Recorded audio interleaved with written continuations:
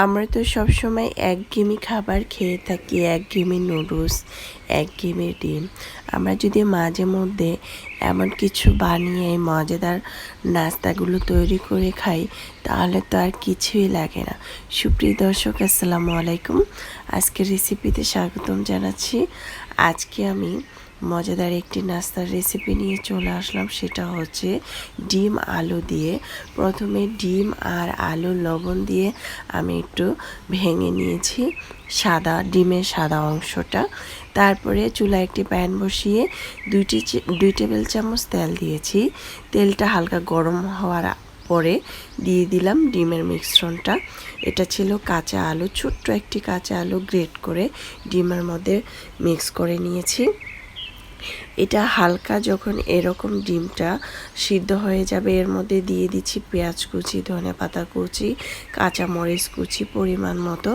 তারপরে এখানে কিছু গোলমরিচের গুঁড়া দিয়ে ছিটিয়ে নিয়েছি। তারপরে আগে থেকে একটি নুডলস সিদ্ধ করে নিয়েছি, দেখতে পাচ্ছেন। নুডলসটা সিদ্ধ করেছি, যে নুডলসের মশলাটা ছিল সেই মশলাটাকে দিয়ে তারপরে আমি আরেকটি নুডলসের মশলা দিয়ে দিচ্ছি। আমি এখানে একটি নুডলস নিয়েছি, আপনারা চাইলে আরও নিতে পারেন। তারপরে একটু নেড়ে চেড়ে উপর থেকে ছড়িয়ে দিলাম, আর কালো গোলমরিচের গুঁড়া ছিটিয়ে দিয়ে বিট লবণ দিয়ে আমি সুন্দরভাবে এটাকে তৈরি করে নিচ্ছি। আর কিছুক্ষণ চাইলে ঢাকনা দিয়ে ঢেকে রেখে দিতে পারেন। তারপরে আমি এটাকে উল্টিয়ে সুন্দরভাবে পরিবেশন করে নিব। এটা খেতে অসম্ভব মজাদার হয়েছিল, চাইলে এভাবে ট্রাই করতে পারেন। একটি বাটিতে নিয়ে আমি এভাবে করে কেটে নিচ্ছি, আপনারা চাইলে ছুরির সাহায্যে এটা কেটে নিতে পারেন।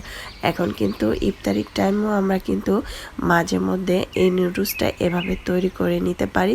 হেলদি একটি খাবার, খেতে অনেক বেশি মজাদার হয়েছিল। এই তো সস দিয়ে পরিবেশন করে নিচ্ছি।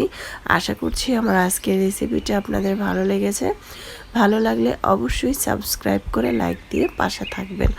আর অবশ্যই এটা একদিন হলে খেয়ে দেখবেন যে কেমন হয়েছে। ইফতারিতে এই মজাদার নাস্তাটা রাখলে কিন্তু আর কিছুই লাগে না।